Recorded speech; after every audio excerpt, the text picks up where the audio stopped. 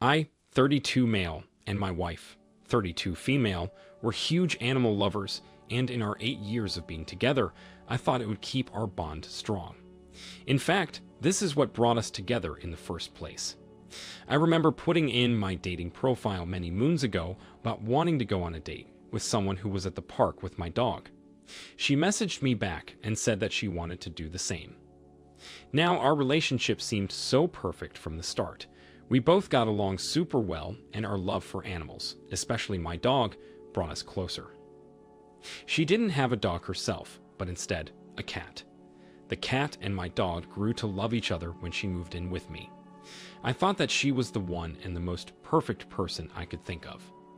I mean, come on, animal lover, and didn't want me to toss away my dog, my best friend. It seemed so right. Naturally, I popped the question quickly. I imagined we could all have the animal house we wanted, where we got along swimmingly. While hiking, I asked her at the top of the mountain one day. She said yes, and I was over the moon.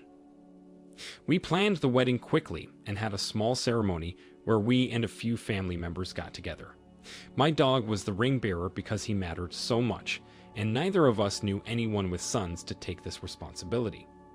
From the moment I said, I do, I knew this life would be perfect, which is why I still don't understand why my biggest love is what caused my relationship's downfall.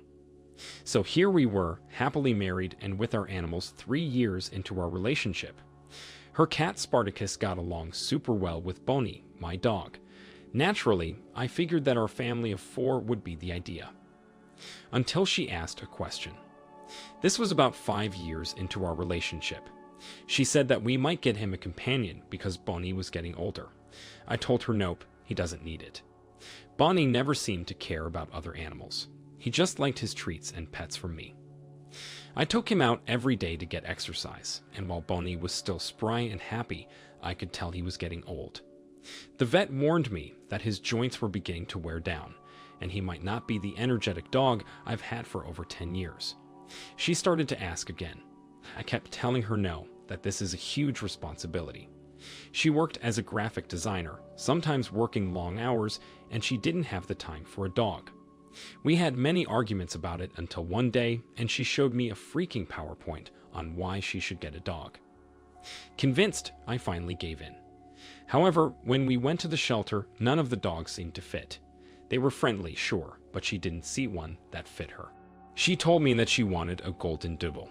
Naturally, these dogs are laid back, and their temperaments are great. It's perfect for old Bunny because he's not as active as he used to be. And if the dog wanted to wrestle and roughhouse, Spartacus still acted like a kitten despite being 8. She told me that there were reputable golden doodle breeders. I gave in, told her sure, and she did her research. She brought up this breeder, which was really close to our place. So I agreed. Why not? We could get the dog and then head back by the end of the day. At least she wasn't trekking me halfway across the country for a dog. We drove over there, and then we met the breeder. His name was Alex. Now my wife is a bit flirty, but suddenly she started moving closer to him, engaged in conversation. This was just the initial introduction stage. It bothered me, but I figured maybe I was overreacting. We agreed to return in about a month, once the puppies were weaned from their mother. In that month, I saw a change in my wife. She grew distant, and when Bonnie and I went out to the park, she would stay behind. She told me it was work, but I have seen no major financial changes since then. Something wasn't right, and I couldn't put my finger on it. Naturally, I didn't want to cause trouble, so I kept mum. A month passed, and we went over there again. Now these two were incredibly friendly towards each other, to the point where I was being pushed out. This started to get me angry. I asked her if something was going on between Alex and her. They were close enough to each other, so naturally, it could be possible. But nope, nothing. She told me he was just a nice guy helping her get her dog ready. We argued about it, and she told me I was being paranoid. I told her I didn't appreciate being left out of the decisions. We both needed space. Then it came time to adopt the little golden doodle.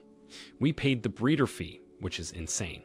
I don't know why I thought spending over $1,000 on a dog was a good idea, and we took our tiny boy Moose home. Moose and Boney did well together, but I noticed she was not spending much time with the dog. I told her he needed some attention, and she brushed me off. Sometimes we got into fights over this. She would say to me she was going somewhere and leave me with the dogs. This was her responsibility. So naturally, I'm getting a little bit pissed at this point. One day after she left, I realized she didn't take her phone. Curiosity got the better of me, and like a bloodhound, I looked through it. There were texts between her and Alex, some of them flirty. He had a different name on her phone, and the spicy messages were hidden. The longer I read them, the angrier I got. So naturally, I had to do something about this. I wasn't going to let this bitch who conned me into buying a dog that was over $1,000 get away with this. She told Alex she wanted me to get the dog to help him so they could elope together. I got in the car, and I had Bonnie with me. We drove over to the ranch house where Alex was. The gate was open, and I saw a light on. I went through the back, and that's when I got an idea. I let Bonnie in first. They had the door open to the bedroom. There weren't any animals inside, so they didn't have to worry. Bonnie jumped on the bed and licked her face. I stepped inside, catching them in the act. My wife pulled away, and she accused me of being the bad guy, stalking and spying. I confronted her about the cheating. The tears fell, crocodile tears, in my opinion. She asked if she could forgive me. She said that Alex and she hit it off well, and she didn't mean to hurt me. But of course, the damage was done.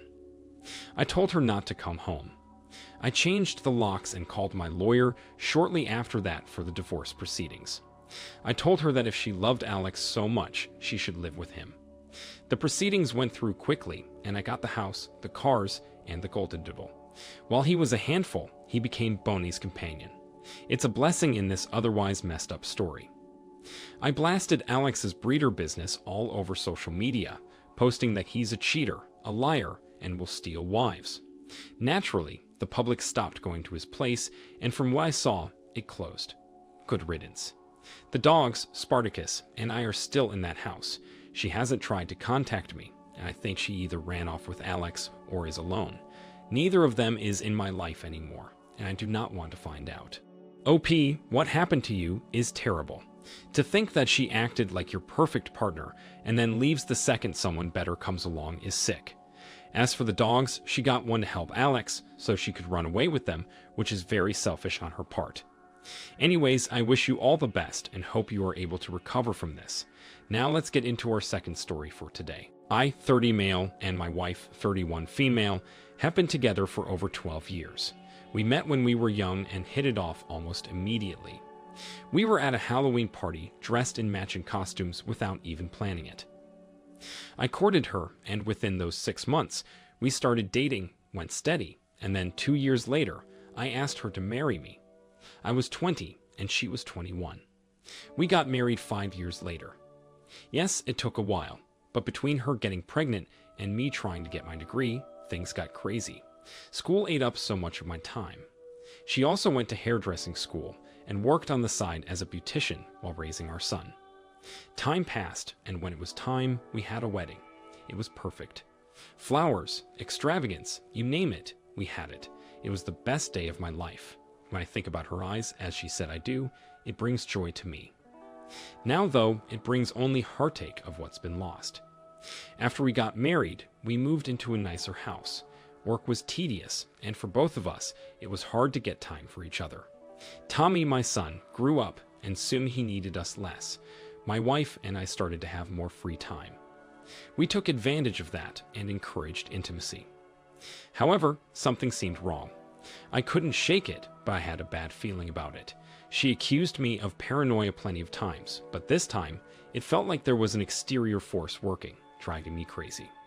It was a month from our 5-year anniversary. I wanted to do something special. I asked her where she wanted to go. She told me a cabin in the woods would be good. It sounded perfect, a chance for us to have some alone time and rekindle our relationship. At least, that's what I told myself. I thought it was just a lull in our relationship, but it became something more. We packed our stuff, and Tommy got pizza money.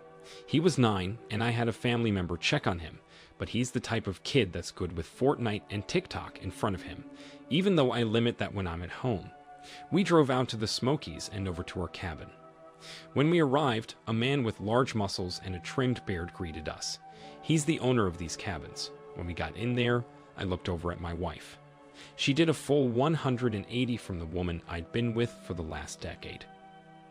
She was smiling, a little flirty, and kept asking for the guy's name. He just said it was Joe and nothing more. After we checked in, I asked her what that was about. She just said he was a nice guy. However, I didn't buy it. We had the entire weekend together. I thought maybe she would get out of it. Before we got to the car, she told me she left something inside. I sighed and told her to go get it. She took a little longer than I expected, but I thought maybe she dropped it. When we got to the cabin, we unpacked. My wife seemed strained. I asked her if there was anything wrong. She said no, but she was feeling a bit sick. I told her going on a hike might help, but she said she wasn't feeling super great. Naturally, I wanted to stay behind. She told me I didn't have to, that she would be fine, and that she didn't want me to miss the sunset. I said fine, and I went up alone. I saw the sunset, but I missed my wife. When I got back, I saw a light turn off in one of the back rooms. It was strange, but I dismissed it. I came in, and my wife seemed happier. We cuddled around the fire and told stories. I thought things were great.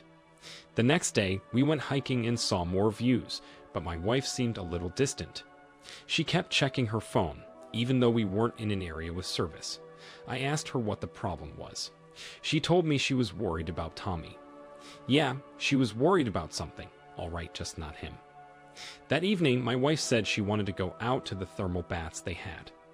I offered to join her, but she said it was fine. We got into an argument, and finally, I asked her what was going on. She insisted nothing was, and that she just wanted to soak her aching muscles.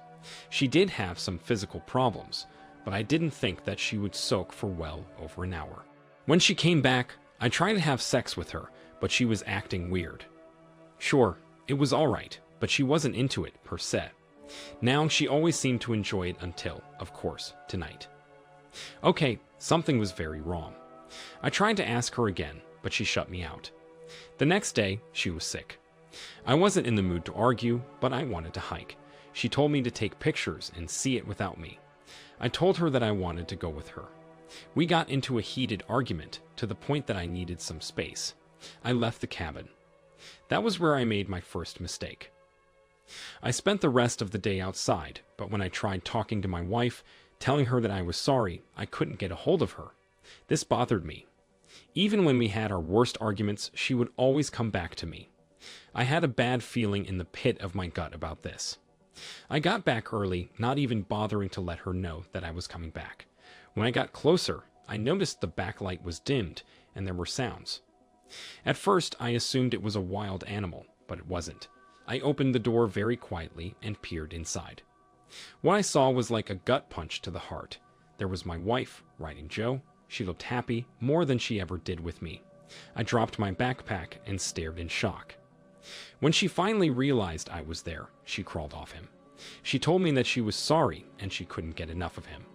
She told him that he seduced her. I looked at Joe, asking him if it was true. Joe said no, that she was the one who made all the advances, and he even said that he didn't want to do this, but she forced herself on him.